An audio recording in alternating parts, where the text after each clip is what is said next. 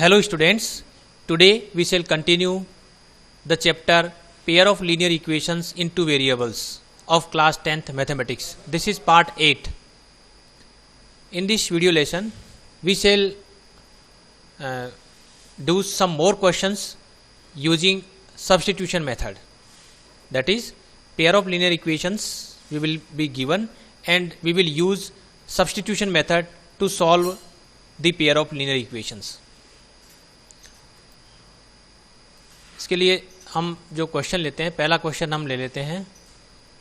मान लीजिए क्वेश्चन ये है हमारे पास, solve the following pair of linear equations by the substitution method. Substitution method की मदद से हमें ये जो given pair of linear equations है उन्हें हमें सॉल्व करना है. लेट अस सपोज जो पहली इक्वेशन है वो है, यहाँ पर जो दे रखी है वो है 3x/2 - 5y/3 is equal to -2 और सेकेंड इक्वेशन है x/3 + y/2 is equal to 13/6. ये दो इक्वेशंस है और इन दोनों इक्वेशंस को हमें सॉल्व करना है यूजिंग सब्स्टिट्यूशन मेथड. इसके लिए हम सबसे पहले काम करते हैं, जो पहली इक्वेशन है और सेकेंड इक्वेशन है ये इसमें कुछ फ्रैक्शंस आ रहे हैं, उनको हम रिमूव कर लेते हैं. इसके लिए जो पहली इक्वेशन है उसमें लेफ्ट हैंड साइड है उसका हम एलसीएम ले लेते हैं और लेफ्ट हैंड साइड में है 3x/2 - 5/3, तो यहाँ एलसीएम आ रहा है 6. यहाँ हो जाएगा 2 3 6 तो 3 3 9 यानी 9x हो गया और ये हो जाएगा 3 2 6 तो 2 5 10 यानी -10y हो गया. इज इक्वल टू हो रहा है -2 और इसको हम फर्दर सोल्व करते हैं तो ये आ जाएगा हमारे पास 9x - 10y will be equal to -12 है. एक इक्वेशन तो ये आ गई, इसको हम इक्वेशन नंबर 3 कर देते हैं. 9x - 10y is equal to 12 है. अब जो सेकेंड इक्वेशन है वो देख लेते हैं. सेकेंड इक्वेशंस को यदि हम सॉल्व करें तो यहीं ले लेते हैं एलसीएम इसका, तो यहाँ आ रहा है 6 तो 3 2 6 तो 2x हो गया और प्लस 2 3 6 तो 3y इज इक्वल टू 13/6. अब इसमें जो ये 6 है दोनों में एलसीएम है तो उनको हटा देते हैं. तो इसको फर्दर यदि हम सॉल्व करें तो हमारे पास जो इक्वेशन आएगी वो हो गई 2x + 3y is equal to 13. इस इक्वेशन को हम नाम दे देते हैं 4. तो हमने क्या किया, जो दो गिवन इक्वेशंस थी उनको पहले हमने सिंप्लीफाई कर लिया. पहली इक्वेशन को सिंप्लीफाई किया, हमारे पास आ रहा है 9x - 10y is equal to -12. इसको हमने इक्वेशन नंबर 3 नाम दे दिया. सेकेंड इक्वेशन को सोल्व करते हैं तो आती है 2x + 3y is equal to 13. इसको हम इक्वेशन नंबर 4 दे देते हैं. अब हम जो है इन दोनों इक्वेशंस को नेक्स्ट पेज पर लिख लेते हैं.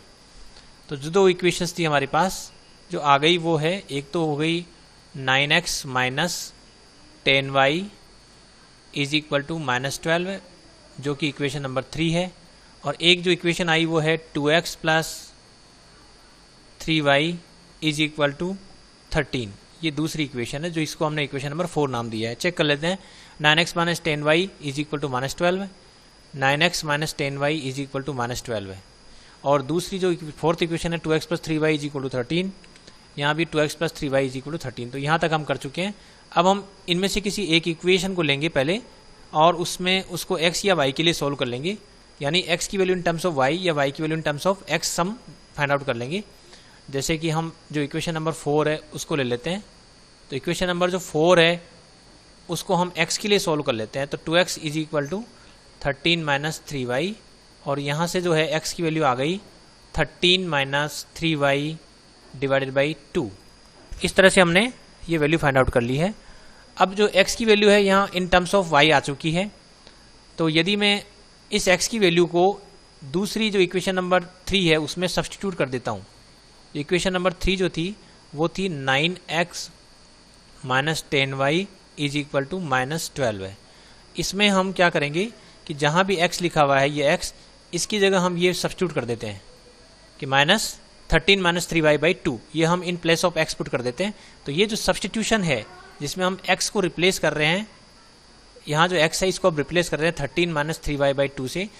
तो चूँकि ये रिप्लेसमेंट कर रहे हैं तो इसलिए इसको हम एक तरह से देखा जाए तो इस x को हम सब्स्टिट्यूट कर रहे हैं 13 - 3y/2 से, इसलिए इस मेथड का नाम है सब्स्टिट्यूशन मेथड.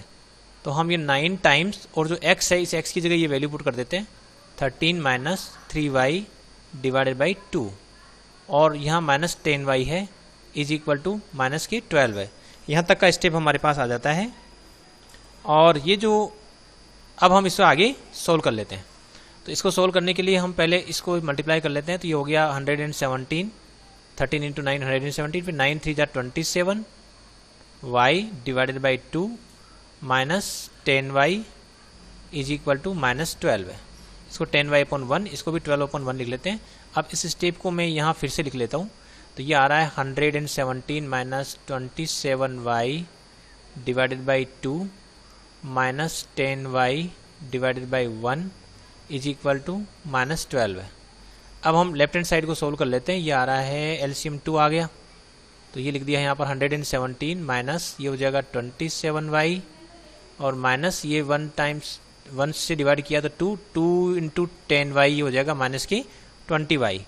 तो ये हो रहा है माइनस के 20y इज इक्वल टू हो गया माइनस के 12 है। अब हम इसको फर्दर सोल्व कर लेते हैं। ये हो गया 117, ये क्रॉस मल्टीप्लाई कर लेंगे।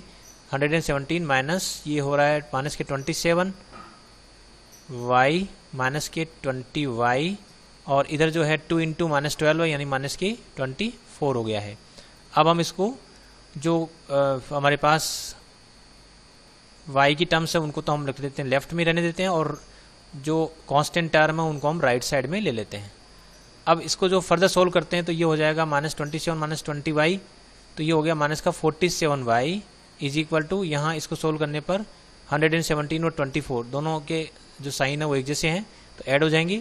तो ये हो गया माइनस के 141। अब हम जो y वैल्यू फाइंड आउट करेंगे तो y के साथ ये मल्टीप्लाई में माइनस 47 टाइम्स y है तो मल्टीप्लाई में है तो उधर डिवाइड में चला जाएगा। तो माइनस की 141 डिवाइडेड बाई माइनस 47 और इसको जब हम कैंसिल आउट करेंगे माइनस माइनस से कैंसिल हो रहा है और 47 जो है इससे कैंसिल होगा तो ये 47 1 जा 47 और ये 3 टाइम्स जा रहा है। तो इसका मतलब हुआ इसकी जो वैल्यू है वो आ गई 3 और जो y की वैल्यू 3 आ गई, y की वैल्यू 3 हम इस इक्वेशन में रख देते हैं। इस इक्वेशन को हम नाम दे देते हैं लेट अस सपोज इक्वेशन 5।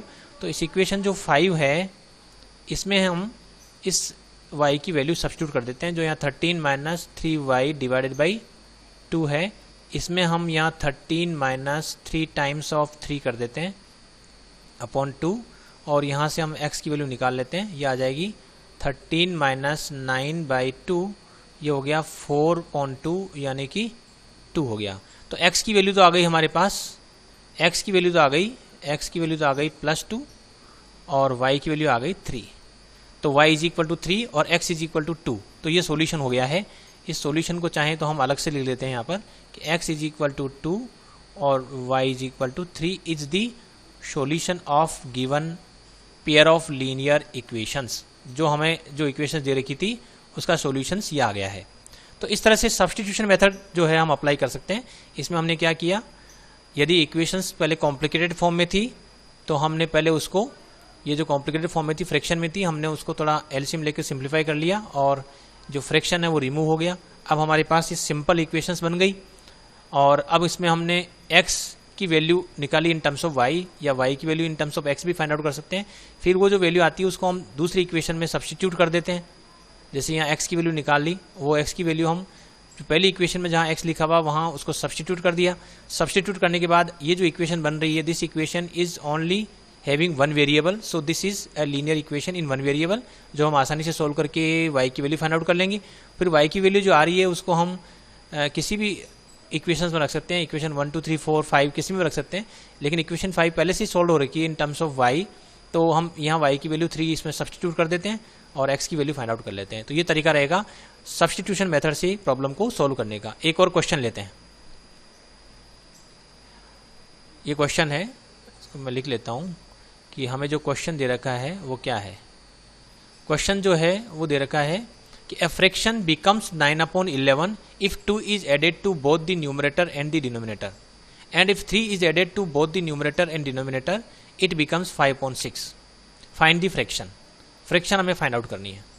तो चूंकि हमें फ्रैक्शन फाइंड आउट करनी है तो एक तरह से वर्ड प्रॉब्लम है, पहले इसको हमें मैथमेटिकल फॉर्म में कन्वर्ट करना पड़ेगा। तो जो भी स्टेटमेंट दे रखे हैं उनकी मदद से हम लीनियर इक्वेशंस इन 2 वेरिएबल्स बनाएंगे।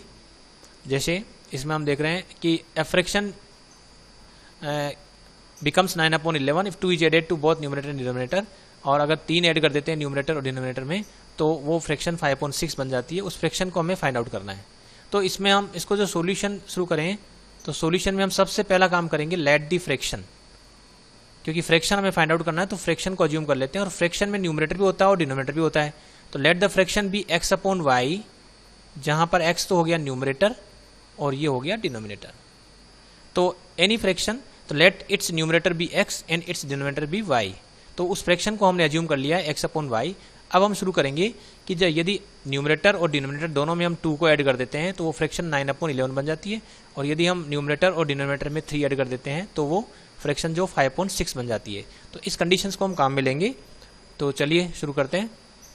जो अकॉर्डिंग टू द क्वेश्चन,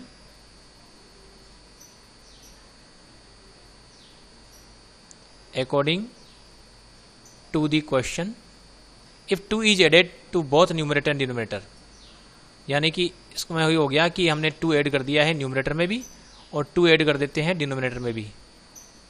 ये लीजिए, क्योंकि x अपॉन वाई हमारी फ्रैक्शन थी, जो हमने फ्रैक्शन ली है वो है हमारी फ्रैक्शन है x अपॉन वाई, और इसमें हमने दोनों में 2 ऐड कर दिया है, तो जो फ्रैक्शन है वो बन जाती है 9 अपॉन 11। अब if 2 is added then it becomes 9 upon 11। So यहाँ हो गया हमारे पास 9 अपॉन 11। तो एक इक्वेशन तो हमारे पास ये हो रही है।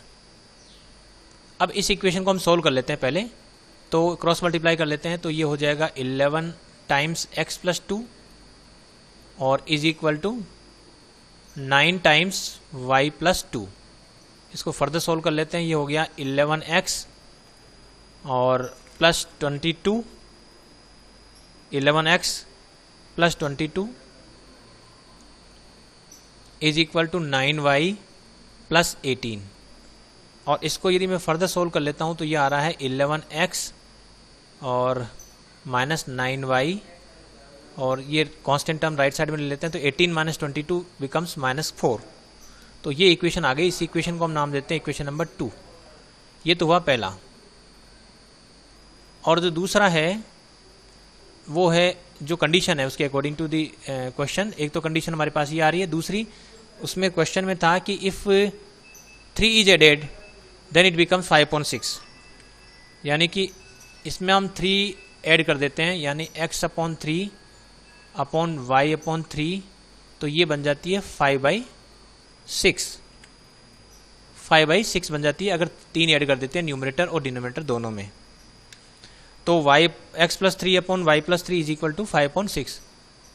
और ऐसा करते हैं कि इस इक्वेशन को हम नाम दे देते हैं 2, और ये जो इक्वेशन आई थी हमारी यहाँ, इसको नाम दे देते हैं 3। अब हम इसको भी सोल्व कर लेते हैं, वही क्रॉस मल्टीप्लाई करेंगे। तो 6 times x plus 3 will be equal to 5 times y plus 3, और इसको फर्दर सोल्व करते हैं। ये हो गया 6x plus 18 is equal to 5y plus 15।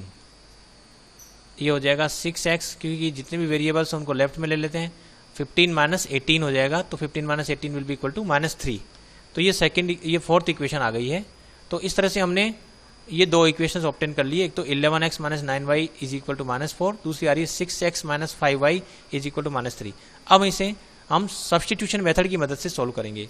तो इसके लिए हम क्या करते हैं, ये जो इक्वेशन है इसको हम x के लिए सोल्व कर लेते हैं। इक्वेशन 3 को x के लिए सोल्व कर लेते हैं। तो ये हो जाएगा 11x will be equal to 9y minus 4, और यहाँ से x की वैल्यू निकल जाएगी, ये आ जाएगी 9y माइनस 4 डिवाइडेड बाई 11। और ये जो x की वैल्यू आ रही है हमारे पास, इस x की वैल्यू को हम यहाँ सब्सटीट्यूट कर देंगे। कहाँ पर? यहाँ जहाँ भी हमारे पास x है इसमें हम ये सब्सटीट्यूट कर देंगे। तो इक्वेशन इसको नाम दे देते हैं, let us suppose equation number 5। और अब हम क्या करते हैं, जो इक्वेशन 4 है इसमें हम इसको इक्वेशन 4 इसको यूज कर लेते हैं। इक्वेशन 4 जो है इसमें हम इक्वेशन यहाँ से x की वैल्यू पुट कर देते हैं। तो इसको हम थोड़ा इस तरह से लिख देते हैं,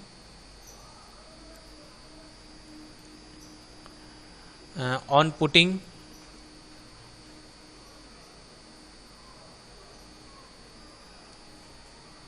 value of x from equation 5 in equation 4। Equation 4 में हम वैल्यू पुट कर देते हैं। तो ये जो इक्वेशन 4 है, ये वाली इक्वेशन 4 है, तो उसको मैं फिर से लिख देता हूँ यहाँ पर। तो ये लिखा 6x minus 5y is equal to 3। तो इसको नेक्स्ट पेज पर लिख लेते हैं, 6x minus 5y is equal to -3।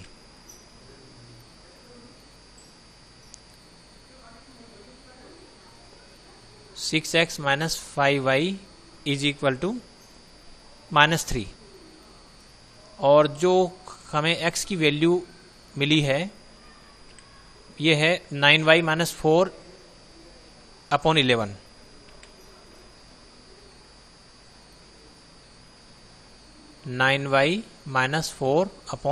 ये x की वैल्यू है और ये थी इक्वेशन नंबर 5 में, और ये थी इक्वेशन नंबर 4। ये इक्वेशन नंबर 4 हमने पहले लिख दिया है, तो ये इक्वेशन नंबर 4 है। और ये इक्वेशन नंबर 5 से हमने जो है वैल्यू x की जो वैल्यू आ रही है, ये वैल्यू हम, ये जितनी भी वैल्यू आ रही है इस वैल्यू को हम यहाँ रख देंगे इस x की जगह, यही रखना है। देखिए, on putting value of x from equation 5 in equation 4।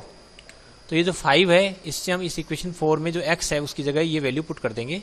तो ये वैल्यू अगर हम सब्सटीट्यूट कर देते हैं तो हमारे पास आ जाता है, रिजल्ट आ जाता है 6 टाइम्स, ये रख देते हैं 9y minus 4 divided by 11 minus 5y is equal to -3।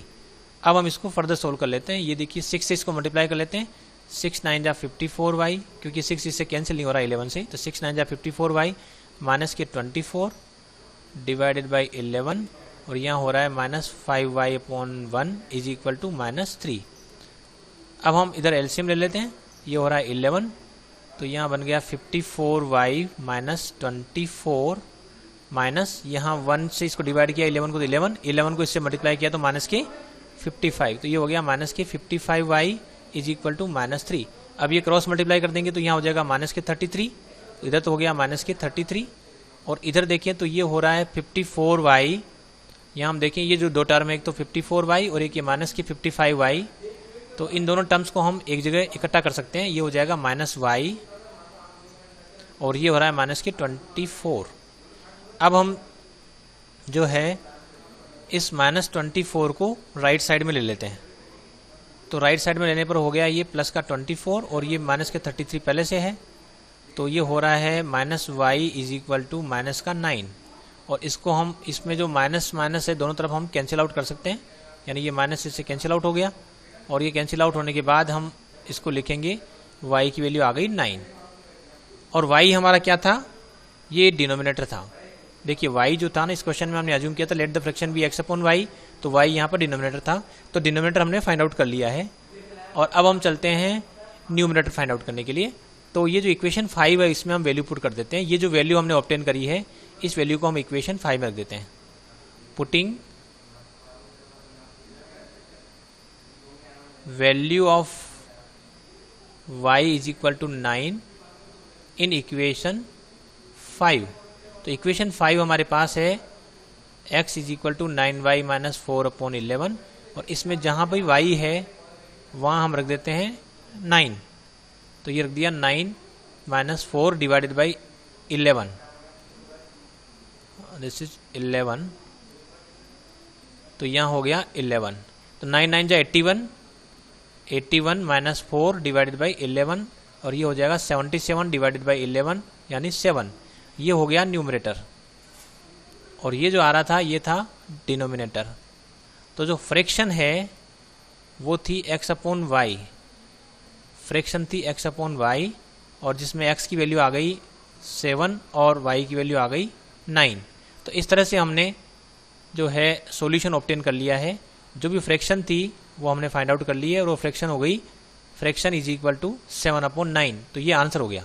तो 7 अपॉन 9 जो है वो फ्रैक्शन है जिसमें अगर न्यूमरेटर और डिनोमिनेटर दोनों में यदि 2 ऐड कर दें तो ये फ्रैक्शन जो है 9 अपॉन 11 बन जाएगी। वो भी हम यहाँ चेक कर सकते हैं, चलिए चेक कर लेते हैं। मान लीजिए मैं ये जो फ्रैक्शन थी 7 अपॉन 9 है, यहाँ चेक कर लेता हूँ, 7 अपॉन 9 है, और इसमें जो न्यूमरेटर है इसमें 2 ऐड कर देता हूँ और डिनोमिनेटर इसमें भी 2 ऐड कर देता हूँ, तो देखिए कितना हो जाता है, ये हो रहा है 9 अपॉन 11, यानी कि बिल्कुल सही है कि अगर यदि 2 ऐड कर देते हैं न्यूमरेटर डिनोमिनेटर दोनों में तो ये 9 अपॉन 11 हो रही है। और यदि इस 7 अपॉन 9 में न्यूमरेटर और डिनोमिनेटर में यदि मैं 3 ऐड कर देता हूँ तो देखते हैं क्या होता है, तो ये हो रहा है 10 अपॉन 12, और यदि इसको मैं फर्दर सोल्व करता हूँ तो ये बन रहा है 5/6। यदि मैं 3 ऐड करता हूँ 7 अपॉन 9 में, इस 7 अपॉन 9 में यदि मैं 3 ऐड करता हूँ तो ये बन रहा है 10 अपॉन 12, यानी कि 5/6 सिंप्लीफाई करने के बाद तो यहाँ से हमें पता लग रहा है कि जो भी फ्रैक्शन थी हमारे पास, ये फ्रैक्शन थी 7/9. If 3 is added to numerator and denominator it becomes 5/6. If 2 is added to numerator and denominator then it becomes 9/11 which is the condition given in the question. तो इस तरह से जो है हम वेरीफाई भी कर सकते हैं कि अपना जो आंसर है वो सही आ रहा है या नहीं आ रहा है. तो इस तरह से सब्स्टिट्यूशन मेथड एक पावरफुल मेथड है जो हम किसी भी पेयर ऑफ लीनियर इक्वेशंस को सॉल्व करने में काम में ले सकते हैं.